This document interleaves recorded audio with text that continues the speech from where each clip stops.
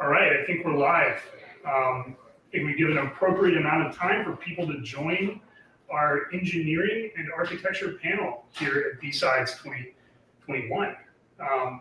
It's been a great conference so far, and I'm very pleased to bring a few people, and everyone on this panel has some connection to me, which is interesting, but I'm very pleased to introduce them. And I'm going to start with, on the couch next to me, with Dave Martin, a senior cybersecurity systems engineer with Booz Allen Hamilton. Virtually here, we have Robert Lowe, principal security architect from Fannie Mae, and Dan Higham, a managing partner with Hybrid Pathways. So today we're here to talk about security architecture and engineering. And it's an interesting dynamic because many of us were engineers, as we discussed, and we transitioned into architecture.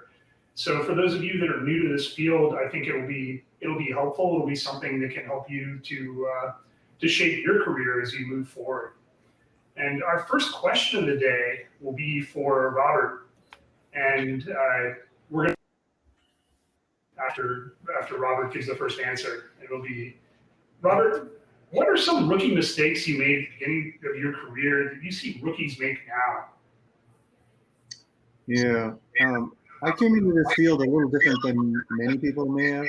I had a long history beforehand in systems administration and also network administration. So that gave me perhaps a little different perspective on some things and also helped me maybe avoid some of those mistakes. But one of the things that I think I would encourage people to do is not to specialize too early. Really dig in and learn a lot of the basics and fundamentals of operating systems, networking, and don't be afraid of coding. I think that's really an important part of where we need to go as a profession. Besides that, I think one of the major mistakes that I often see people make is, we're in a position where we bridge the gap many times between IT and the business. And we sometimes express risk in the wrong terms for an audience, right? We tend to try to geek out sometimes and express things that maybe a business audience won't necessarily understand. So we have to be really careful about that. And then also maybe just making assumptions. We sometimes assume that all risk is bad, or that all low risk is, when in fact there are combinations of risks that sometimes can add up to something much bigger. And along the same lines of making assumptions, I guess, don't just stay on the happy path, I guess I would put it, right? It's important to think about how things that we design and build can be abused and misused. And to do that, you really need to start developing thinking skills. So don't make those kinds of assumptions. And then I guess I would add to that also that be detailed. Sometimes I can smell, I call them an NDA, napkin drawing as architecture. We get a lot of those sometimes, a few boxes and some lines, and we think it's good enough. In my mind, only people like Bob Metcalf can get away with that. But otherwise, add a lot of detail and don't be vague in your use of language. I think that those are things that I think of as, ways in which it's really important to progress. I'm sure others have different perspectives as well.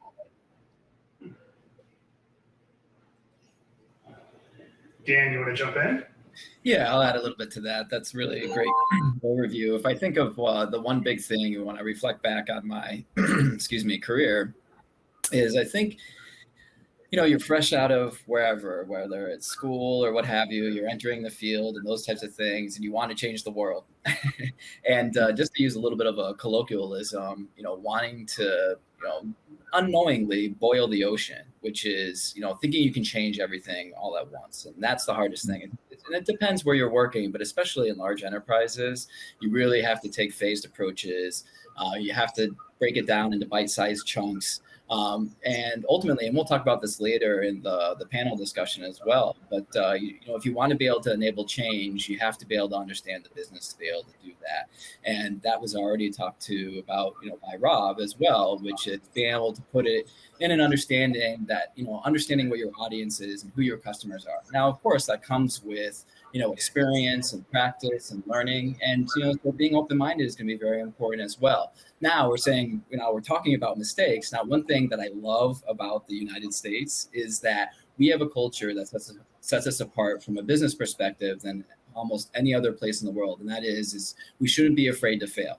It's okay to take chances because, with high risk come high reward as well. So you always have to try to find that balance. And I think it's very important in any work culture that people should be willing to be able to take chances, because that's going to create greater growth for the business if that's one of their goals as well. And that's it for me. Absolutely. Yeah, just definitely reinforcing that. That was my first thought in the question is, make mistakes. Like, we learn so much more from our mistakes. Be willing to make a mistake. It is a balance. I have, been the cause of my own denial of service before, but balance those risks. But at the same time, you learn so much more from your mistakes. And as long as you're straightforward with your, as long as you haven't promised the world and then made a mistake, I think you'll learn so much more from it than if you, again, you don't take risks. You don't, like you said, you don't learn anything. You don't learn anything new. I just wanted to add on though that we're talking about like rookies. So assuming rookie engineers, I feel like documentation is the thing that drives me. Like, documenting the things you do on a daily basis. The truth is, like, when we learn to do that, we become architects, right? But like, starting out, everything you do, you should be done possible. And then, so like, essentially, notes become technical guides, right? Notes and they become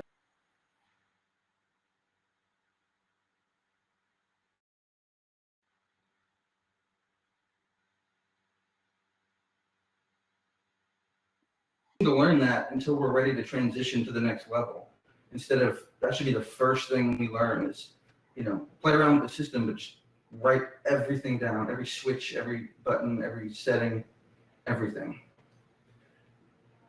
Yeah, I think you all have great points. I know for me, I started my career as a developer, and I felt very, very comfortable in what I was doing. And it wasn't until I, again, left my comfort zone and moved into, I assumed a security role that wasn't there related to code review.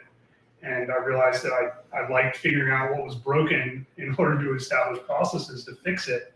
And it gave me that first skill. But I was in that first job out of college probably too long because I got comfortable. And when I forced myself to be uncomfortable is when and I could say that with every single move in my career, was getting out of that comfort zone, pushing yourself and showing other people that you're willing to push yourself and solve a problem maybe that they didn't know they had. So that's my addition to that, which I think echoes the comments from the rest of the team here. So moving to our next question, and I'm going to target Dan to answer this question first. Dan, what does a day in the life of an engineer and architect look like for you in your role? All right. So just to give a little background of my experiences, I can't believe this now, but 21 years ago, I started out as a network engineer with Lucent Technologies. And then while I was there, I evolved into network security engineering and then decided to focus on cybersecurity for my career. And the rest is history. Now, having said that, most of my career I've spent as a professional services consultant, but I've done some stints in the corporate world, such as Citigroup and also Voya Financial. Now, the reason why I'm giving that background is what I love about professional services is that I do something new every day. And I love that. It's just, I get quite a diverse exposure to all different types of customers and their challenges that they're trying to overcome and those types of things. Having said that, the corporate world is can be just as rewarding and just as good as well. And the reason why I'm saying that is, regardless if you're kind of inside the corporate infrastructure or an enterprise business or what have you, versus a professional services consultant, the approach is relatively similar. And the background I'll start with is that there's some very high level categories that you can put around, what are you doing to support an information technology infrastructure that's enabling the business processes? Because we can never forget that, which is we're here to enable the business for them to be able to accomplish their work and their growth and their business drivers and their strategies and so on and so forth. And so, at a high level, as an engineer or an architect, what we do is we plan, build, and run. And I'm going to kind of describe the phases around that. And then I'll talk about it from an engineering perspective, and then also from an architecture perspective. So I'll talk about my current role as an architect, and then I'll talk about what I used to do as an engineer, and still kind of do when there's engineering needs for my customers, because I direct technical teams to help service my company's customers, essentially. Now, if I look at that, there's kind of two ways of looking at that, because you have this concept of typically you start off with architecture, which I'll get into in just a minute, and then you move into engineering, and this is the planning phases. And then when you look at the build part of it, so that's the plan. And then when you look at the build part of it, that's kind of the implementation part of it. So if you're building something new or making a change in the environment or something of that sort, you're actually building something new within the environment that's enabling a change, or it's just a brand new capability within the environment. And then after that cycle, once you've built it and you've done your testing and those types of things, then you go into maintenance or operations, which is the run part of it. Now, when you look at it from that perspective, is typically, my approach is, and this is what I do every day, is you, as part of the planning phase, you start with architecture, because this is what's going to give you your roadmap to where you want to get to go. So typically what you do is you go in, it doesn't matter if you're a consultant or if you're in the corporate world or whatever business you're working for, or organization that you're working for, is that you do your discovery. And this is an important note, and we'll talk about this a little bit in later parts of the questions and discussion as well. But know the business. That's a really important part of it. So especially we're going to talk about, and I'm just going to give a little preview. We talk about, how do you break into later on, we'll talk about how you break into the door and how do you break into this field and what are some tips and tricks that you can do to help with that. And one of the things that I always tell my employees is that, especially for our customers, if you're a professional services consultant, learn the business. Even before you first step foot in the door, there's things that you can do. Like, I know some people don't think about this, but read the 10K. And the reason I say that is because typically, a 10K is a financial statement around the business, but usually a company will put a whole bunch of stuff around that financial information that says what its business strategy is, what its growth goals are. It will actually give you a ton of information and what their mission is, what they're trying to do. In some cases, it's really to try to help society and all these different types of things besides worshiping the almighty dollar and those types of things. So learning the business really becomes important. You can do that before you even step foot on your first day, and then continue to do that as you move forward, because that's the only way to go understand, a couple of things when you're looking at the planning stages is you start from the top down, which is understand what the business drivers are, understand what the growth goals are. If growth is one of the strategies for the business, understand what the business processes are, and then you get into your discovery phase for your planning. What I mean by that is typically, what we'll do, and this is what I do every day, is I'll go in, and if it's a large enterprise, this will consist of like 40 to 60 interviews. And what I mean by that is, depending on the domain of architecture and those types of things from that perspective, but what you'll do is say, okay, I want to understand, what's the current state that we have today? And then once you understand that, you then look at, you talk about, okay, what are your challenges that you have? And a lot of the times is the business says, I want to be more efficient. I want to get this market faster. Now, that's a very general term, but there's certainly things that you can do to help them do that as you continue to move forward and identifying what are their challenges and pain points. And then also, it's very important to ask them, even though you can help document that for the business and also for IT, is understand what's their vision of where they want to go to. That's all tied to their business drivers. Because once you understand that and you go through your discovery of what the current state is and what their vision is and what you think you can do based on your experience to help them, then you start to create the vision, which is really documented through architecture diagrams, which is I'm doing this every day now, which is creating diagrams. And usually you're creating current state diagrams. And then this is very important, is you're creating future state diagrams based on your experience in the domain that you're working on, because then you're going to develop the migration plan of how do you get from current state to future state. And that becomes very important. And that migration strategy and that capability that you can document in project plans and program plans and the Microsoft project and Gantt charts, and also you can identify the business value and the return on investment and so on and so forth, is you create that roadmap. And this goes back to not boiling the ocean. And also, this is a key thing. We always typically talk about in terms of roadmaps, 1 to 3 years out, because the business is nowadays, especially with this information age and the information technology age and so on and so forth, is the business is changing constantly.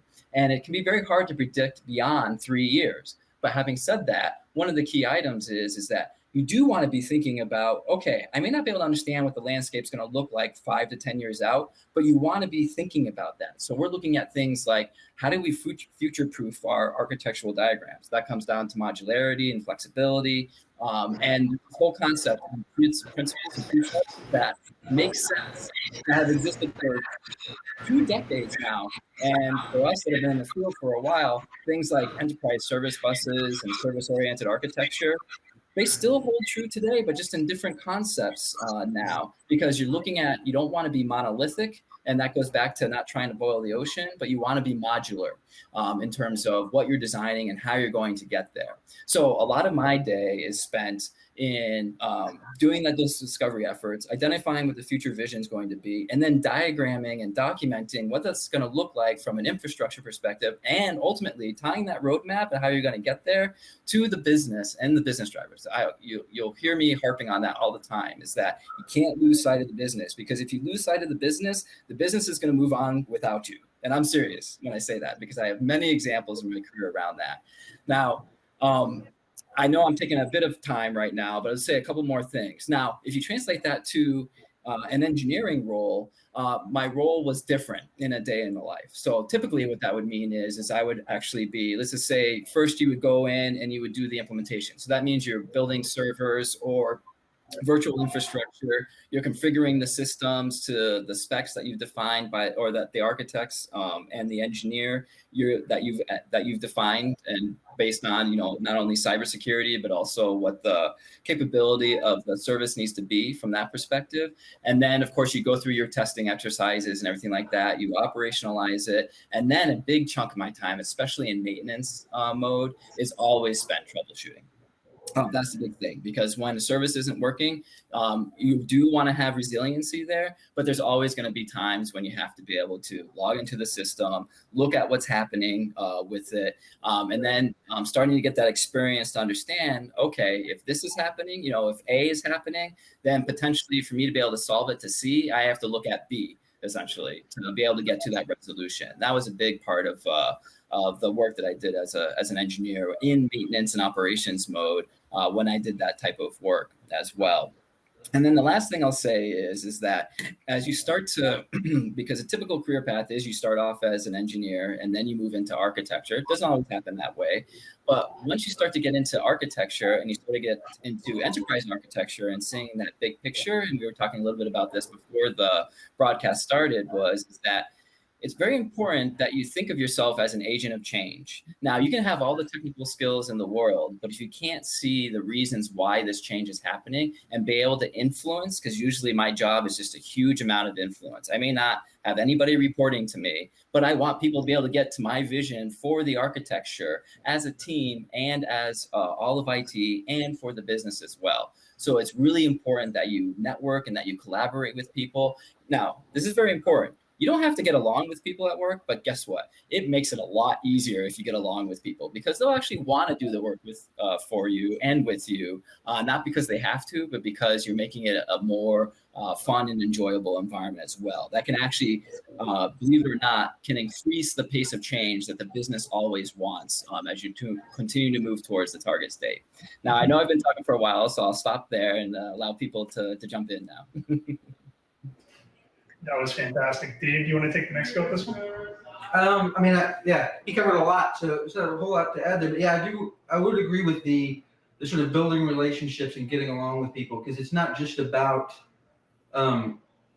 it's about the free flow of ideas as well. Like when you work with the people, the users, essentially, you get a better understanding of what it is they're expecting to see and what they, and that actually will drive what you're working on. And give you a sense of context that you may not have. We can set up a tool to do all these amazing things, but if you don't really know what the user's doing, then and the way to know is to, again, make yourself available to them and like to be friendly and get along and have those conversations, and then they'll actually seek you out to say, hey, I'm working with it. Can it do this? Yeah, I want to echo Dan's comment about reading 10Ks too. It's really important to understand the business. And also in those 10Ks, they will often highlight risks that they see for their business, whatever the business is, right? And those are important to understand, especially in any business. Those are really important too, so that you have an understanding of what the business sees as their risks. One thing that I want to ask the other guys as well is, okay, Dan, you specifically talked about, creating target state or future state kind of plans and architectures, and have a vision for what that will look like and how to get there, maybe in a 1 to 3 year time frame.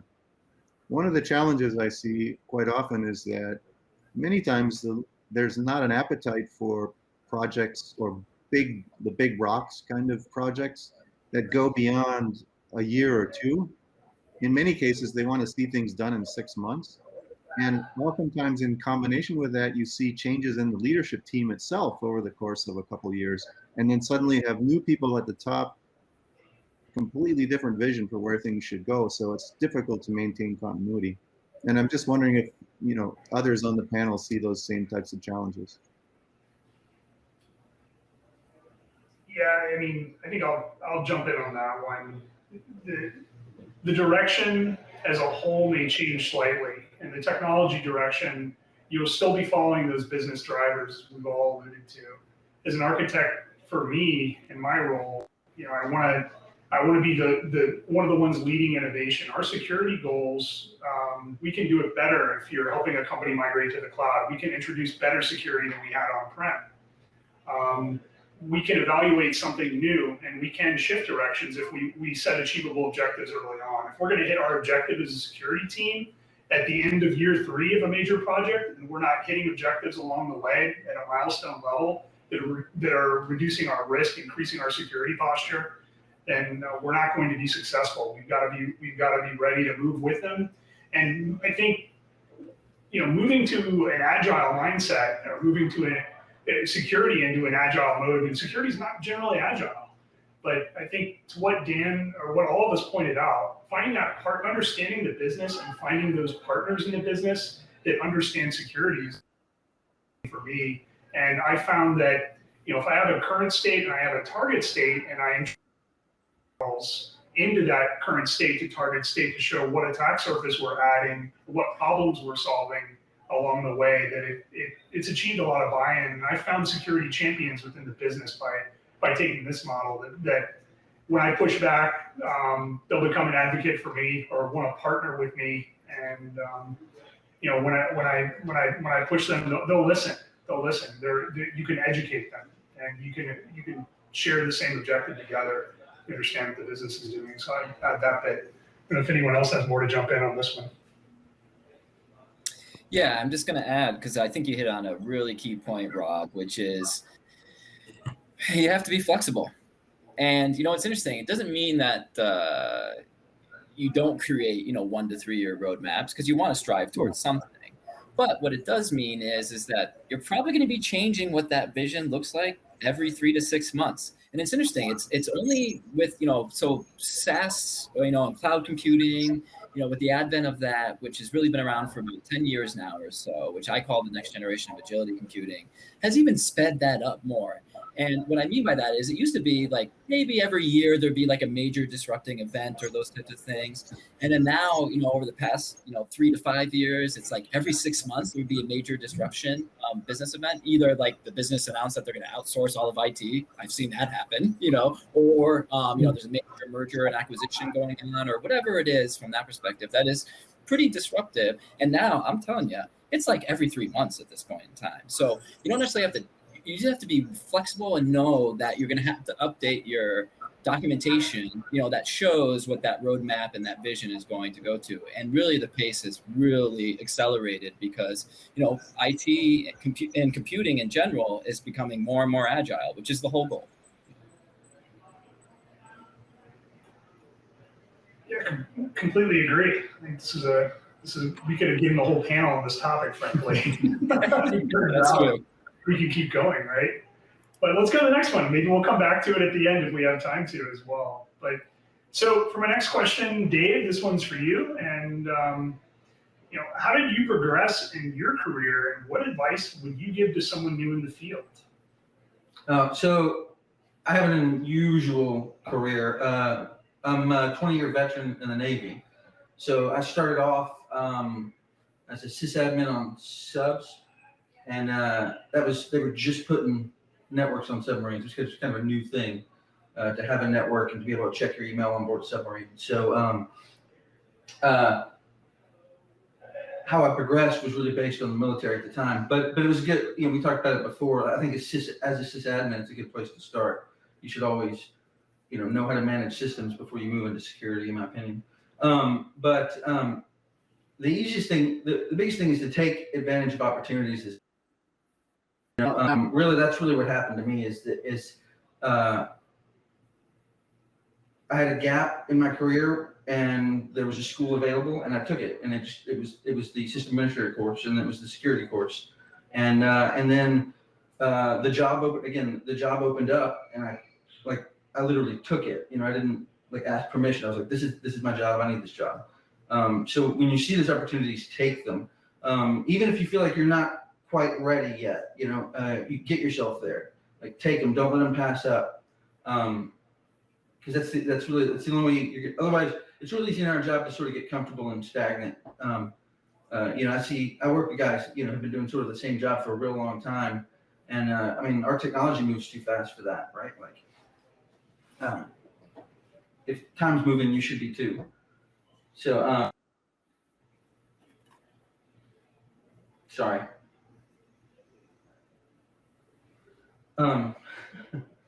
We can come back and hand it. Robert, why don't you jump in? I think it's extremely important to learn the technology and not try to bypass that. Dave talked about being a sysadmin. That gives you kind of the insider view, and you're learning a lot about the underlying technology that we're working with and architecting, right? And I don't think you can skip that. Yeah. Another thing that I'll point out, and I think I mentioned it a little bit earlier, is, critical thinking skills and problem solving, troubleshooting skills. If you are good at that, in my opinion, I think that vaults you into the top 10%, because it's such a huge gap in most cases. There are very few people that are really good at troubleshooting, right? They start out with something and then they just make a lot of assumptions and guesses, and it turns into, not a very scientific approach to solving problems. And learning to develop those skills will really help you progress in your career. Dan, you want to jump in on this one? Yeah. So I'm going to talk a little bit about what we had talked about just before the panel went live, which is, so I'm going to kind of work backwards into it. So I'm going to talk about a few things in just a moment in terms of what I call to get your foot in the door, or at least get the door open a crack, a door a little bit open. And then it's up to you. And this goes back to seizing the opportunities, that you were speaking about before, Dave, as well, which is then it's up to you to step through that door, showcase yourself that you are and should be, and have that job, and get the job offer from an organization from that perspective. So just showing up in some cases is good, but then you need to take it that next step further. And it can be hard too, because, people are trying to judge you based on your CV or resume. And then you're trying to, conduct that first interview, maybe a few interviews, and then they're going to make a decision, kind of based off that, So it goes back to what Rob was saying, be able to showcase your critical thinking skills, be able to, even if it's not that applicable to the job that you're applying for, and you're going through the interview process, be able to take things that you've learned in the past and apply them in the storytelling that you're doing in terms of trying to describe the type of person and background that you have and how you can help that organization that you're applying for a job, becomes very important, because even just being able to do that shows a critical skill, in being able to translate and be able to interpret things that happened in the past and things that you want to be able to do in the future. Now, that's getting, that's stepping through the door. And we can talk a little bit more about that in the future if we want. But getting that door opened for you, this becomes very important. So, and this is what I always tell my employees as well, which is, certifications are great. And, but, there's always this challenge in any industry, not just cybersecurity or any other part of the IT industry as well, which is you can have paper-based certifications, and they call them, paper-based, engineers or consultants, meaning you can have all the certifications in the world and you can just not be the right fit for the right opportunity and right job.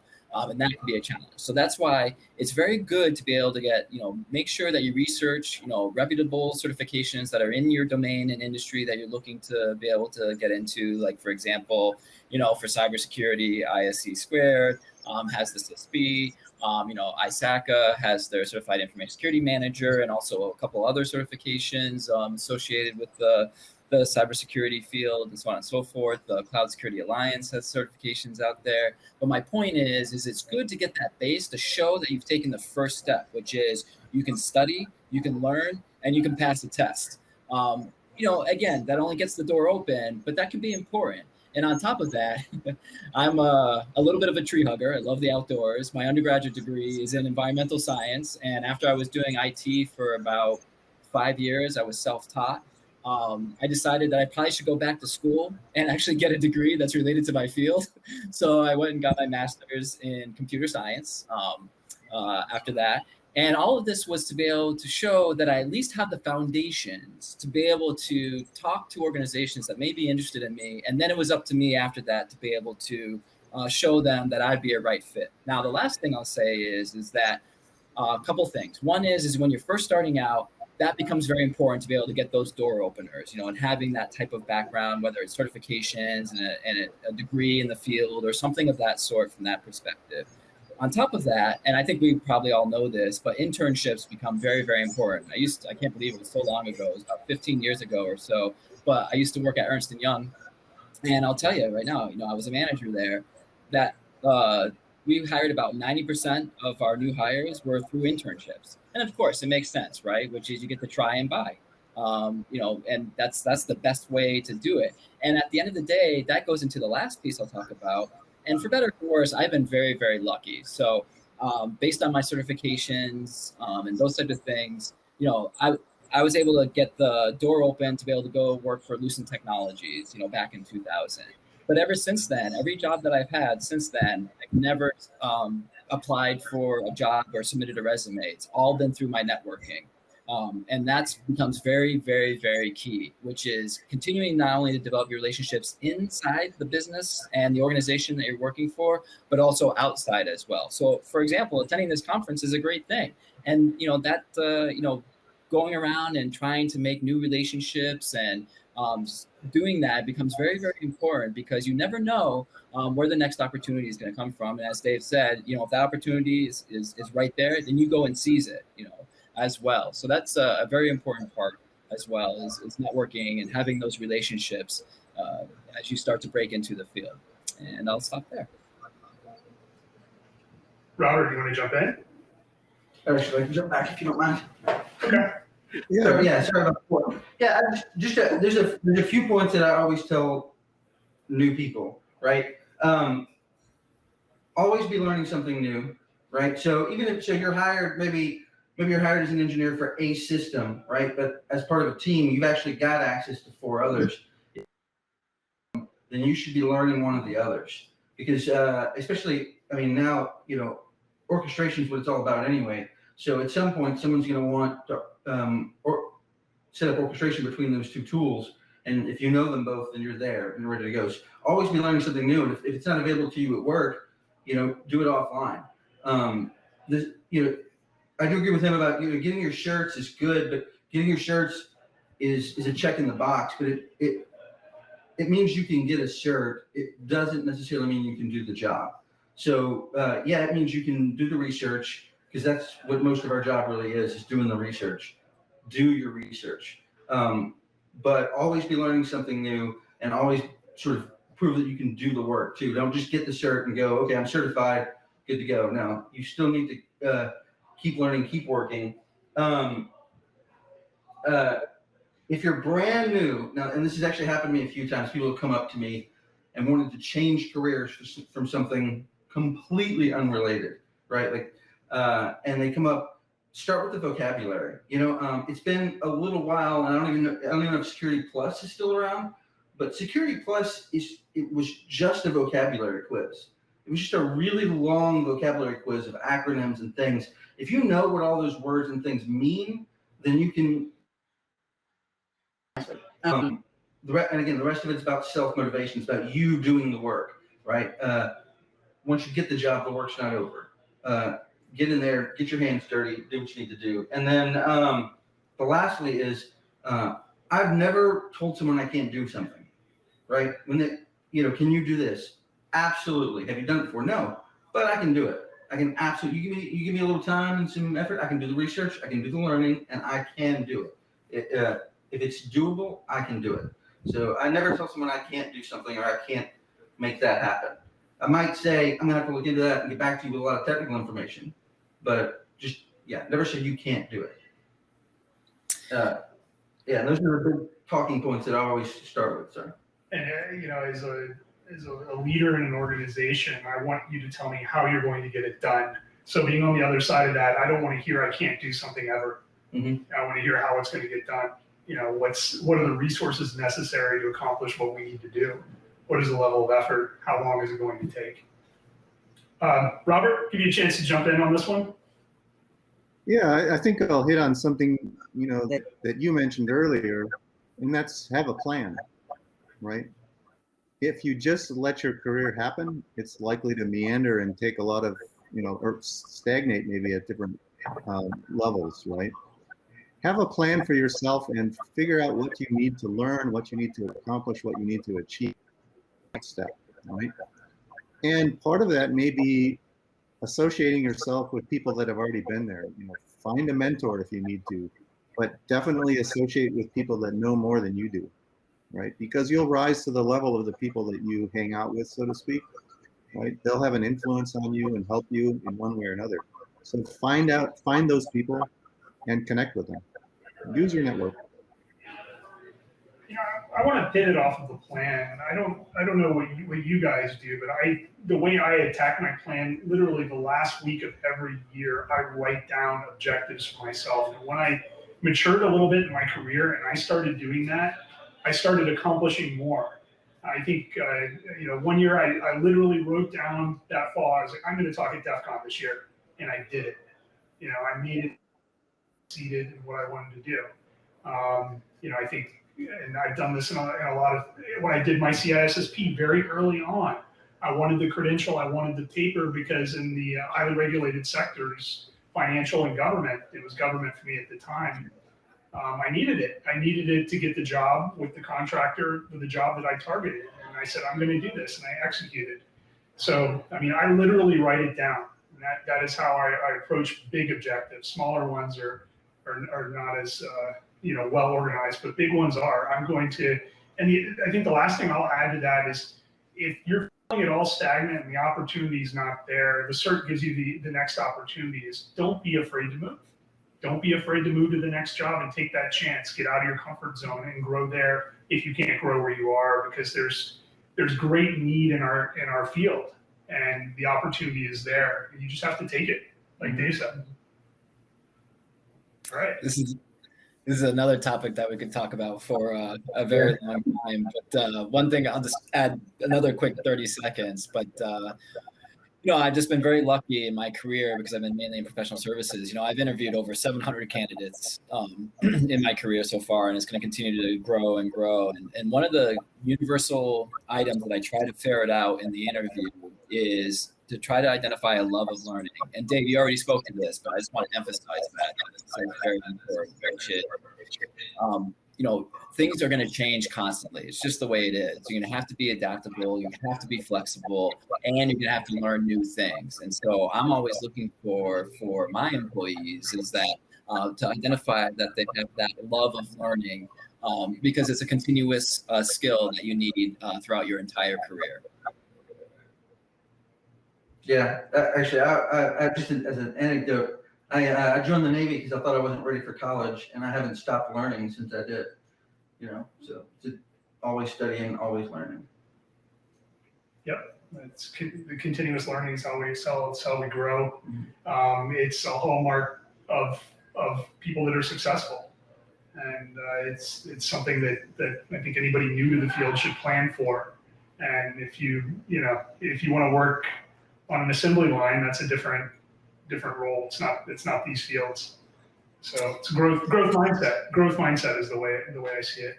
Yeah. So, and I feel like, oh, go ahead. Sorry. No, you go ahead. I'm sorry. Well, I'll promise last context, but I feel like we're talking about skills that apply to the business and corporate and organization, just world, firms, and those types of things, and life. And the reason why I say that is because something that made me think about what I try to teach my kids every day. And my kids are older now. They're teenagers and those types of things. But one thing that I try to teach them, this is very important because it's applicable to the work world as well, which is you'd said, you take those big rocks, those big milestones, those big objectives, and you write them down. That's really important. And then what I try to teach my kids is to have that long-term view. And what I mean by that is actually think about what your life could be like, 5, 10, 15 years from now. What do you want it to be like? And then start identifying, those big objectives of what's going to take to get you there.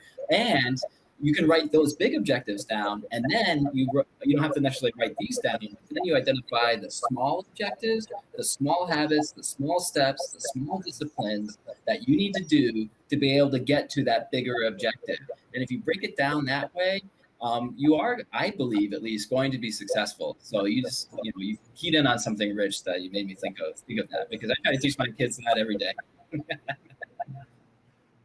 Yep. So we have been blasting through this and having a great conversation. I think we needed a 2-hour panel. So we're not going to get through all of our questions. I think we're going to end up taking some questions. We're going to do one more.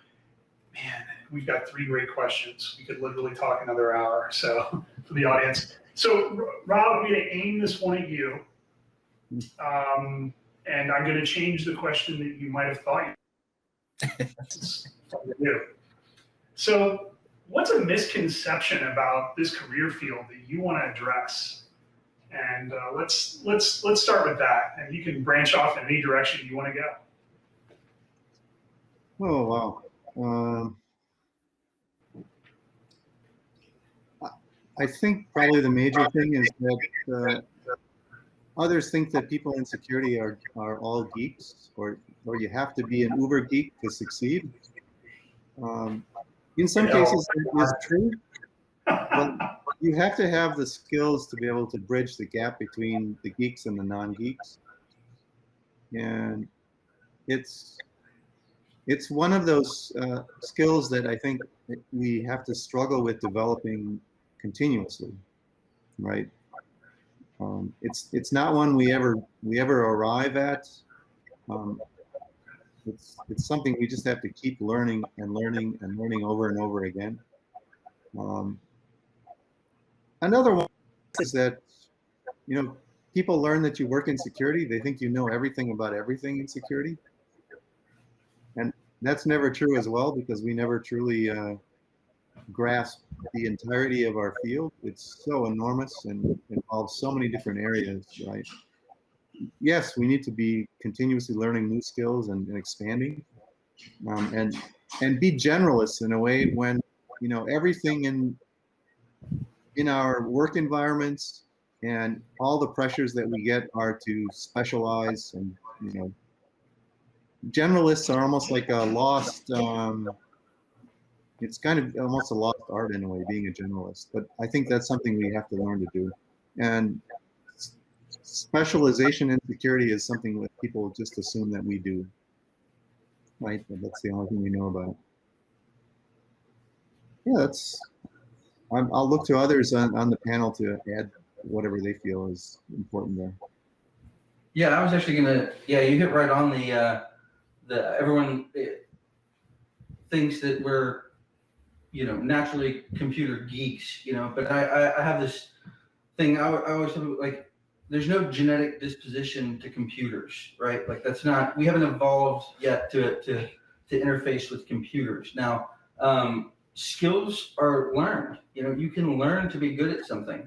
There are natural abilities like pattern recognition. You know, when someone says they're naturally good at math, you know, you're not. Math isn't something that you evolve to do. It's, you have maybe you're good at pattern recognition and you've learned how to apply that to math.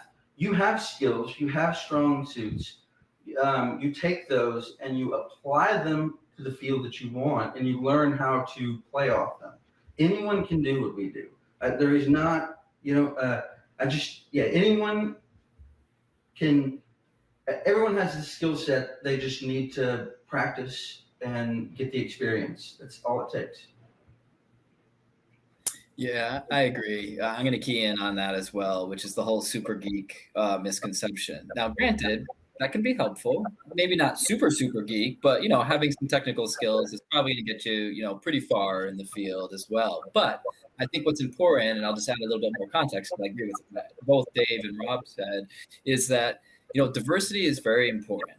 And I just feel like in my career for the past 20 years, I've seen it time and time again, which is having diversity of, and especially as these up and coming, you know, generations behind us come up and become leaders themselves, I'm going to encourage everyone that you have diversity. I always will refer back to is that, you know, because my dad was a kind of a history buff, and so he loved, you know, he always would talk about Lincoln's cabinet, you know, which is Lincoln brought his enemies politically into his own cabinet. And, you know, at least, you know, history so far has supposedly told us that, you know, he had a very, you know, successful cabinet. And what I'm getting at it, though, is don't be afraid to be challenged. And diversity is key. You don't want just all super geeks. You don't also need just geeks in general. You want people that are have skills in understanding the business. You want people that have skills in enterprise risk management and operational risk management and cybersecurity risk management. You want people with skills in governance and policies and standards development and what the regulatory landscape looks like, and so on and so forth. And you want to be challenged. You know, when you go in with a diversified team and you're creating a product, whatever that product is, it could be a new system, a new service, a new capability, even just a new piece of documentation. So, but when you have diversity in your team and people feel comfortable to challenge each other while doing it respectfully, it's always a main rule of mine, at least, is that still need to be respectful, even if you bring in your quote unquote political enemies to help with whatever the vision of what you're trying to get to. It will make it better time and time again.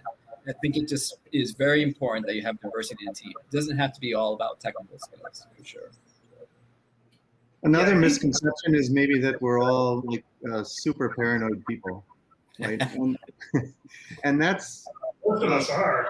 we have to be, yeah, we have to be a little bit paranoid, but not so much that we're just total nutcases, right? Yeah, well, so on I think we touched on the well-rounded part, and we didn't get to ask a question. We were going to talk a little bit about burnout in the industry, and I think that the misconception that some of us are not well-rounded individuals. Dan, you had a different undergrad. Robert, I happen to know you're a musician. I started, I went to college for an art major. Basically, I started taking, it was for dance, and I pivoted over to IT. And, on my list of things I do each year to prevent burnout and keep myself well-rounded, I picked different things. Ham radio kind of doesn't really count, but that's there. But I became a beekeeper. I've been a beekeeper for 10 years. I do things outside and you might think I'm a farmer if you just saw me talking about beekeeping and the level of detail I can go to with it. But I think, all of us have that aspect to us. We do have this job that we have and we unplug. Some of us are security researchers too, so that may be part of our outside, but I think being a well-rounded individual, no matter what career field you're in, is important to having a thriving and fruitful career and being happy. So I know it has been for me.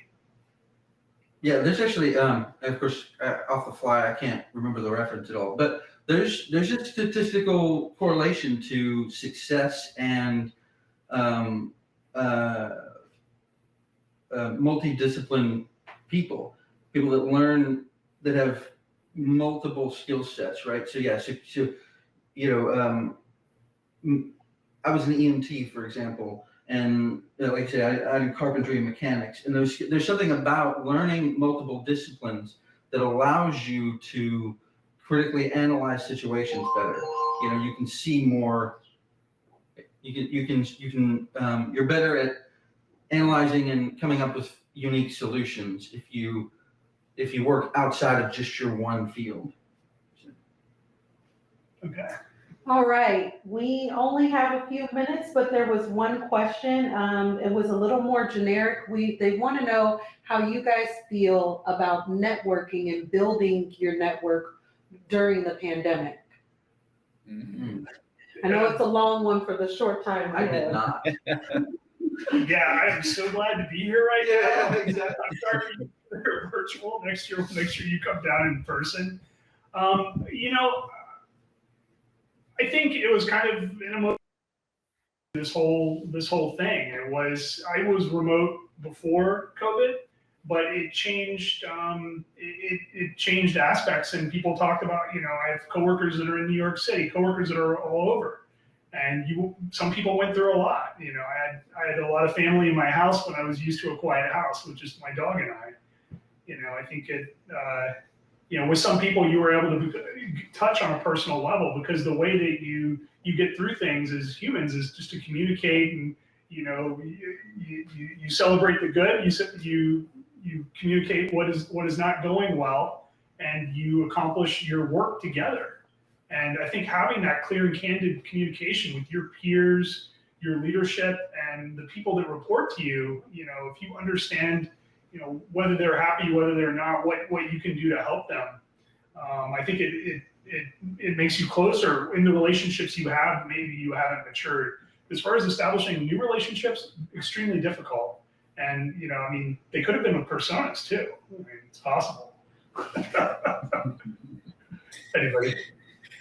Yeah, I'll just say real quick is I know it's going to sound like a little bit of a negative, but you're a little bit out of luck in this pandemic. Because I'll tell you, the first 6 months of this pandemic, trying to be gung-ho, which is, virtual happy hours, doing virtual trivia nights, those types of things. And I'm sure those still exist today, although I think we're finally seeing the light at the end of the tunnel for this pandemic from that perspective.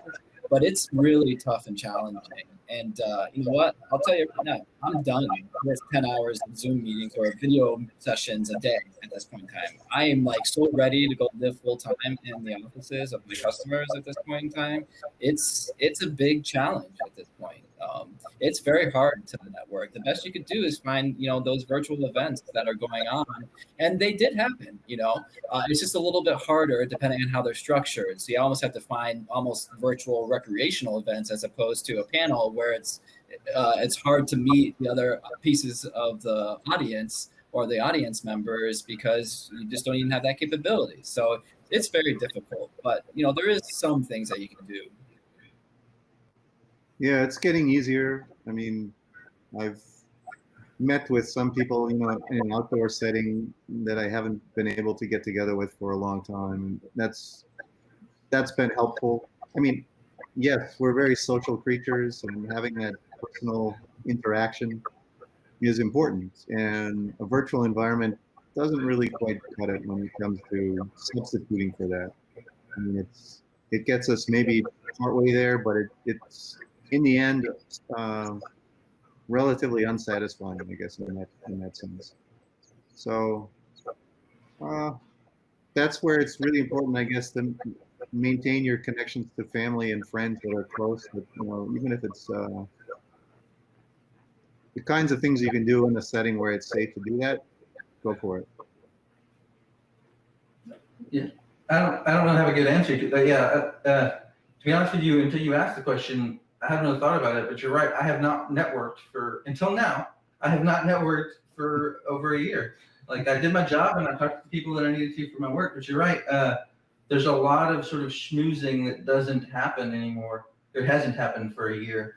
And I agree. I am anxious to get back. Again, that's why I'm here in person, is because I was not going to pass up the opportunity to not be in person at something ever again. Sorry, guys. You guys are on remote looking at us. Yeah, we wish we were there too. But I don't know that there is a good answer. He's right there. There were things I actually looked into, like there were some meetups, if you're familiar, for our industry, sort of like cocktail hour stuff online. But I did a few of those, and we had attendees of B-Sides, so come out and let's give a virtual fist bump or a real one if you're vaccinated.